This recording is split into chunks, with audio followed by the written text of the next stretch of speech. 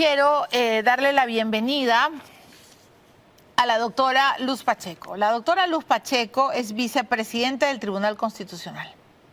Le agradezco su presencia. Vamos a hacer un memorex de todo lo que está pasando en torno al indulto de Alberto Fujimori, si es viable o no.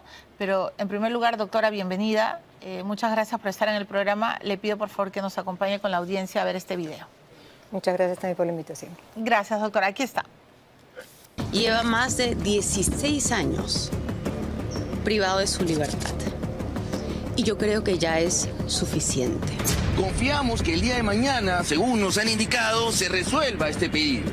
Entonces, nosotros como defensa tendremos que continuar con esto y acudiremos el día de mañana en horas de la tarde para poder dar viabilidad a nuestro pedido. Lo que estamos poniendo dentro del marco jurídico es que esa sentencia no tiene eficacia, porque esa sentencia ya ha sido controlada por la instancia máxima sobre el Tribunal Constitucional. El Tribunal Constitucional está ratificando la validez de la sentencia del 17 de marzo del año 2022 y está diciendo el señor Fujimori se va a su casa. Bueno, por supuesto hay demasiada opinión, demasiada argumentación. Y a usted como vicepresidenta del Tribunal Constitucional, por favor, le quiero hacer varias preguntas. En primer lugar, doctora, quiero que nos explique si con esta resolución, se dice, sí, del Tribunal Constitucional, se puede o no hacer efectivo el indulto de Alberto Fujimori, porque hay varias voces que dicen que esto es imposible, que la Corte Interamericana de Derechos Humanos ya opinó en contra y que, bueno, que esto es básicamente una confusión adrede, así han dicho, de que se estaría buscando confundir a la población en estos tiempos de crispación y de crisis en el Ministerio Público. La verdad que sería lo último que quisiéramos. Más bien, siempre somos conscientes que la misión del tribunal es la de pacificar las relaciones sociales. A ver, es indudablemente un tema complejo, ha habido y hay mucha confusión al respecto, por eso me parece importante que haga un pequeño resumen de esa resolución que propiamente es un auto. Por favor, a ver, ¿qué significa un auto? Un auto es una decisión que es casi de trámite, por decir así, de trámite dentro, no es lo que pone fin al procedimiento. Perfecto. Entonces, en ese caso, cuando nosotros hemos asumido ser miembros del Tribunal Constitucional, nos encontramos con la sentencia del año 2022, la cual ya tenía la calidad de cosa juzgada, pero que tenía dos pedidos de aclaración. Uno presentado por el abogado del señor Fujimori, que solicitaba que valoráramos precisamente esa sentencia de la Corte Interamericana para ver la viabilidad de la excarcelación. Y otra del procurador, del Ejecutivo, que lo que pedía más bien era un reexamen. O sea, casi que cambiáramos el sentido de la sentencia. Entonces, usted sabe que hay etapas procesales y es muy importante respetar el debido proceso, ¿no? Aunque también es cierto que los procesos constitucionales, el fondo prima sobre la forma, es decir, que el tribunal, ¿no?, tiene la potestad en algún caso de hacer cosas distintas con tal de lograr el fin de la justicia material. Entonces, el pedido del abogado, como decía, era sobre pronunciarnos respecto a la resolución de la Corte. Este pedido fue hecho, en primer lugar, extemporáneamente. Entonces, si lo presentó la aclaración fuera del plazo, ya no hay nada que decir. Pero además, esta resolución de la Corte fue posterior a la sentencia. Entonces, en la etapa en la que estábamos, lo único que podíamos pronunciarnos era sobre las aclaraciones, no sobre la decisión de la Corte al respecto. Y como el otro pedido de aclaración no era propiamente un pedido de aclaración, sino casi de revisión, y las sentencias del tribunal son inimpugnables, no se pueden anular. Entonces, a ver, un segundo, doctora, sí, para que toda la audiencia entienda. O sea, usted me está diciendo que los actos, las decisiones, en fin, la opinión de la Corte llegó tarde. Llegó después de esa sentencia. Y una sentencia del Tribunal Constitucional es inimpugnable, así se dice. O sea, que nadie la puede cambiar. No la puedes anular, efectivamente. Y de hecho la Corte no ha pedido la anulación de la sentencia, porque sabe que no se pueden anular. Entonces, no podíamos nosotros entrar a ese detalle. Por eso que dijimos, improcedentes los pedidos de aclaración, uno por extemporáneo, el otro porque está pidiendo en el fondo que revisemos la sentencia. ¿Y no lo van a hacer? Pero no se puede hacer. Ok. Al menos estamos nosotros... bueno, Eso quiero que nos aclare usted, que es la vicepresidenta, porque se dice demasiado y hay, siento que además hay abogados que tienen intereses políticos parecería. o que responden a bandos y... A ver, yo creo que toda la audiencia sabe mi posición sobre Fujimori, pero también creo en las instituciones, creo en el debido proceso y todo lo que implica. Entonces, por eso le he llamado, para que nos diga con manzanitas qué es lo que ha ocurrido. Eso. O sea, la gente dice, ha sido un auto o una decisión poco clara, no se sabe qué es lo que quiere el tribunal, se han lavado las manos, han pasado todo el problema al juez de ejecución. No es así. O sea, lo que dice el procedimiento es que nosotros teníamos que responder esas aclaraciones y acto seguido pasar o sea, no dice bajar, se dice, pero es pasar el expediente al juez de origen, que era el juez de Ica, porque ahí empezó el habeas corpus. Correcto. Porque lo ordinario es que quien ejecuta las sentencias es el juez de ejecución, que es el juez de primera instancia. Ahora, primero detengámonos en esto. En efecto, el 17 de marzo del 2022, el Tribunal Constitucional declaró fundada la demanda de habeas corpus, Efectivamente. ¿no es cierto?, que fue interpuesta a favor de Alberto Fujimori. Y que dice, evidentemente se trató de una decisión final frente a la cual no cabe impugnación alguna. Muy bien. Y este es... Y perdón que interrumpa, y en esa sentencia que se decía, había 4 puntos creo resolutivos y el último era justamente la excarcelación inmediata del señor Fujimori. Cuando nosotros hemos dicho, o sea, no hay nada más que decir, cosa juzgada, devuelvas, en el fondo, ¿qué estamos diciendo? ¿Cuál es nuestra intención? Que se cumpla con la sentencia. ¿Y qué dice la sentencia? Que se libere al señor. Pero ahora... ¿Y por qué la devuelven al juez? Porque así está previsto. Explíqueme, O sea, el por favor. Código Procesal Constitucional establece que es el juez de origen o la sala también. O sea, donde se recibió el habeas corpus. Exactamente. Ya. Exactamente. Ok. Él es el juez de ejecución. El que inicia el procedimiento es el juez de ejecución. O sea, el tribunal decide, devuelve al Poder Judicial y el Poder Judicial ejecuta lo que el tribunal ha decidido. Ya, y el juez de origen, que en este caso recibe el habeas corpus, ¿en qué se tiene que basar? ¿En que la excarcelación tiene que ser inmediata? Eso es lo que dice la sentencia nuestra. Pero el juez también podría decir, bueno, ustedes han dicho esto, pero yo veo lo que dice la Corte y no sé qué decidirá. O sea, en principio nosotros consideramos que tiene que ejecutar la sentencia. Ya, pero muy bien. Entonces ahí empieza la zona gris, el problema. El problema, más que nada. Porque es un problema, ¿no? Yo, juez, recibo la resolución del Tribunal Constitucional. Usted me dice, a ver, señora jueza, decida. Yo podría, bueno, hacer en mi criterio discrecional, no sé cómo... mi criterio, tal cual. Los abogados utilizan unos términos y decir, bueno, la Corte dijo que no se debe descarcelar y un largo etcétera, pero usted me dice que las decisiones de la Corte son inimpugnables. Del tribunal. ¿Un juez podría ir en contra de la decisión del tribunal? Yo he visto en este año que estoy en el tribunal, sí, casos en que no ha cumplido el juez de ejecución con la sentencia. Entonces, ¿qué ha Por ocurrido? ejemplo... no quiero decir nombres concretos, pero ha sido en habeas corpus, por ejemplo, también. Ya. Sí, más que nada ha sido en habeas corpus. Entonces, ¿qué hace la persona agraviada? Presenta un recurso diciendo, señor, no están cumpliendo con nuestra sentencia, ya sea la sentencia de ustedes, ya sea porque el juez no hizo lo que nosotros dijimos, sino de una sentencia distinta. Entonces, el juez, es ante el juez que se presenta este escrito, ¿no? O sea, la parte agraviada presenta, señor, por favor, eleve el expediente otra vez al Tribunal Constitucional. ¿Para qué? Para que el tribunal evalúe ese agravio y decida. Entonces, vamos a ir a la pausa. Muy bien. Pero esto va a ser un peloteo. No necesariamente. Ok. Entonces, permítame ir, doctora, a la pausa. Estamos entonces entrevistando a la doctora Luz Pacheco, que es la vicepresidenta del Tribunal Constitucional. Y claro, ya creo que ya estamos entendiendo, ¿no? El Tribunal Constitucional ha dicho que no puede pronunciarse por las aclaraciones que le ha pedido tanto el procurador del Poder Judicial y tampoco por la solicitud de aclaración por lo de la Corte. Del abogado. Del abogado. Que pide que aclaremos lo de la Corte. Exacto, que pide que se explique la resolución emitida por la Corte Interamericana de Derechos Humanos. Que dice la doctora Pacheco que no ha lugar por extemporáneo y porque no se puede. En esa etapa, porque en esa etapa no se puede. Porque en esta etapa no se puede.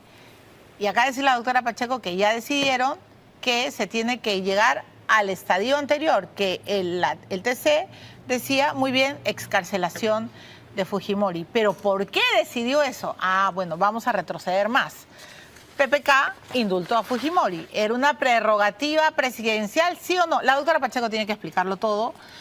Y bueno, tenemos que escuchar, sinceramente, porque con la grita no vamos a solucionar nada. Si no creemos en las instituciones, vamos a apagar la luz, mejor. Y que reine la anarquía y que reinen los odios y las divisiones y que cada uno haga lo que le dé la gana en el Perú. Mejor díganos eso y nos quedamos todos tranquilos. Pero bueno, yo sí prefiero escuchar a la vicepresidencia del TC.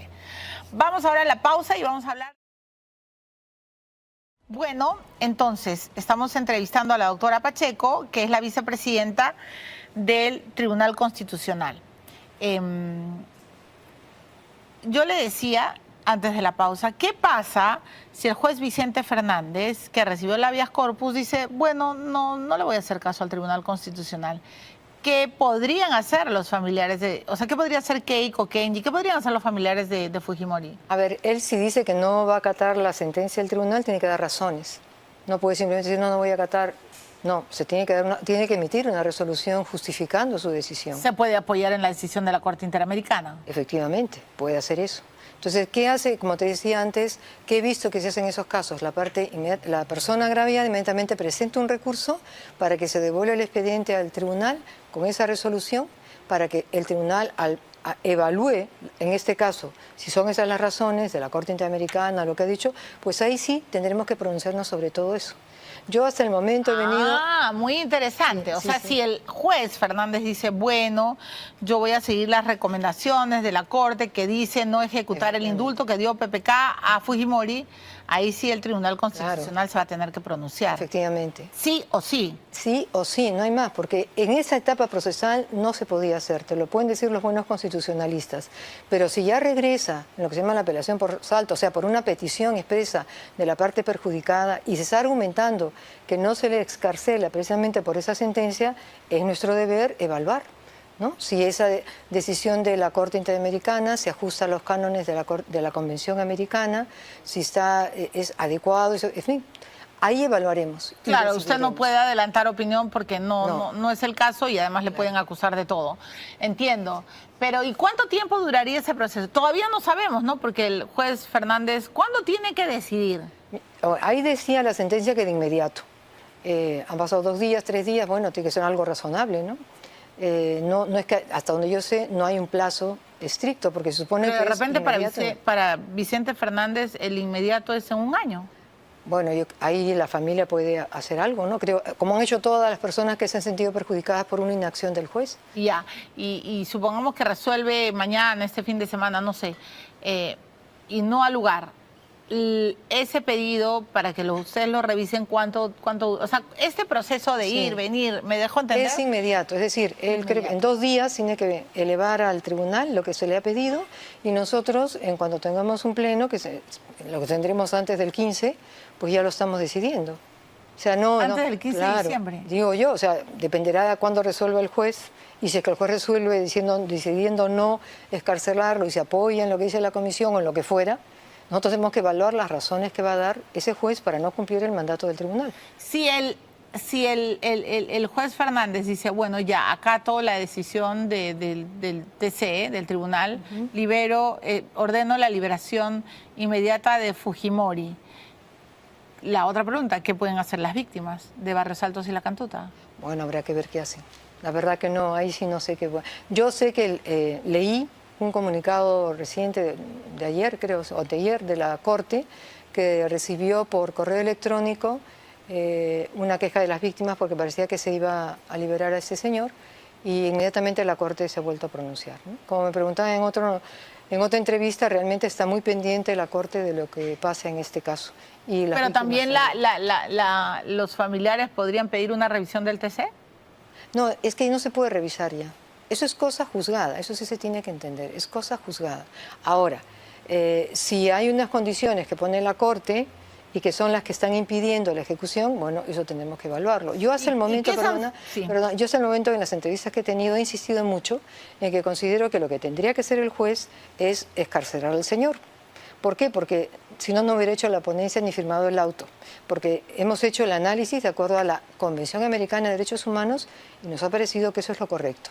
Y además porque, insisto, eso es cosa juzgada y nos parecía que era lo que procedía.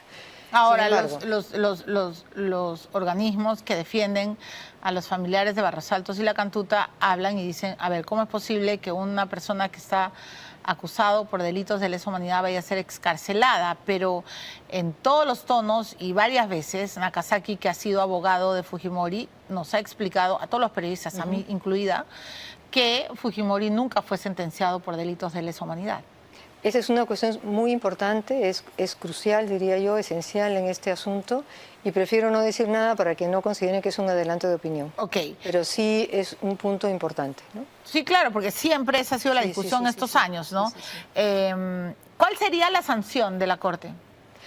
Esa es también una cuestión que yo me he enterado con más detalle en un Congreso Internacional de Derecho Constitucional en la ciudad de Arequipa, donde hubo intercambio con constitucionalistas de diferentes países. Y ahí me enteré de un dato interesante, que con eso no estoy promoviendo el desacato a la Corte, sino simplemente dando un dato objetivo. Uno de los ponentes nos dio a conocer que solo el 15% de las sentencias de la Corte se cumplen. ¿Por qué? Porque los estados consideran que muchas de sus decisiones son excesivas, o sea, que están sobrepasando su ámbito de jurisdicción. Por eso yo creo que cada país lo que tiene que hacer es eso, ¿no? Evaluar y decidir, ¿no? O sea, yo ¿En su criterio, esta decisión de la Corte ha sido excesiva? No puedo decirlo ahorita, porque tendré que verlo en su momento. No puede adelantar nada. No puedo adelantar. Perdón, quisiera insistir en una idea. Yo cuando tanto he dicho todas las veces que considero que hay que liberarlo, pero que hemos actuado conforme a la Convención Americana, tampoco estoy adelantando opinión, estoy diciendo lo que al momento de expedir el auto habíamos visto. Pero ya el asunto, si tal requisito, no requisito, nada de eso se ha considerado hasta el momento. El señor Eduardo Arana, ha estado hace poco en el programa de Beto Ortiz y él ha dicho que, evidentemente, bueno, lo que todos sabemos, que la Corte Interamericana de Derechos Humanos ordenó que no se ejecute la salida de Alberto Fujimori y dijo, voy a citar textualmente, que desde el gobierno darán la opinión que corresponde conforme a los tratados convencionales, la Constitución y la ley. Efectivamente. Y me parece que eso es lo correcto. Todos tenemos que actuar conforme a la Constitución, los tratados internacionales y la ley. Bueno, desde el gobierno lo que tenemos que hacer es recibir la resolución del TC, en su momento dar la opinión que corresponde conforme a los tratados. O sea, en cristiano lo que está diciendo Arana es, si el TC resuelve algo al final, que voy a obedecer al TC. Eso es lo que tendría que hacer, ¿no? Porque se supone que es la última instancia. Y si vamos a evaluar lo que dice la Corte, pues también nosotros vamos a definir cuál es el ámbito que corresponde a esa decisión de la Corte. Mi última pregunta. El señor Pedro Pablo Kuczynski tenía toda la prerrogativa constitucional que emana de un gobernante en dar un indulto a Fujimori, en dar un indulto humanitario. Hay dos cosas, podría decir. El dar indultos es una prerrogativa que tiene efectivamente el presidente de la República. Y en una mesa de trabajo en la que estuvo presente el representante de la Cruz Roja Internacional, hablando de los indultos, él dijo enfáticamente, y coincido con él, que si es humanitario no se puede hacer discriminación en las personas. O sea, si es humanitario, no hay más, sea la persona lo que haya cometido. Esa era la opinión de él, ¿no? Bueno, en este caso concreto veremos, pero me parece que la idea en todo el sistema occidental es que una persona no muere en la cárcel. Eso es a lo que se aspira, ese es el sistema humano, que pienso yo, ¿no? Doctora Pacheco, ¿usted tiene simpatía por el fujimorismo? Ni simpatía ni antipatía, prefiero no decir. Yo pienso que hay cosas buenas y cosas que no son buenas, como en todas partes, ¿no? Pero en este caso usted está, digamos, la está llevando la objetividad, no su ideología política. No, nunca he estado afiliada a ningún partido político. Nunca. Porque la presidenta del TC, la señora Ledesma, piensa todo lo contrario de lo que usted está hablando. Le hago por eso la pregunta. ¿Que yo soy fujimorista? No, ella no ha dicho eso, pero cuando le escucho a usted y escucho a Ledesma son Dos mundos. Dos mundos distintos, dos caras de la moneda, ¿no? Para Ledesma sería el colmo que... Pues sí, le he escuchado hace unos minutos que pusiste ahí sí. Bueno, cada uno tiene sus opiniones. Hay que respetarse y, como decías al comienzo, hay que saber convivir con gente que piensa diferente de nosotros, pero con respeto, con amabilidad, con cordialidad. Muy bien, vamos a esperar las decisiones sí. del juez Fernández. La voy a volver a convocar, doctora Pacheco. Muchas gracias además por aclarar con manzanitas para que todo el público entienda, y a todos los abogados, que algunos más parecen políticos, de ambos lados, por favor, les ruego guardar la compostura procesal, si cabe la palabra, y hablar en el nombre de la ley, ¿no es cierto? Porque de lo contrario yo sí creo, al margen de que te guste o no Fujimori, efectivamente, y ustedes saben lo que yo pienso, vivimos en un Estado de Derecho. De lo contrario, declaremos la República de la Anarquía Peruana. Vamos a ir a la pausa y voy a regresar. Gracias, doctora. Bienvenida siempre. Voy a regresar con un informe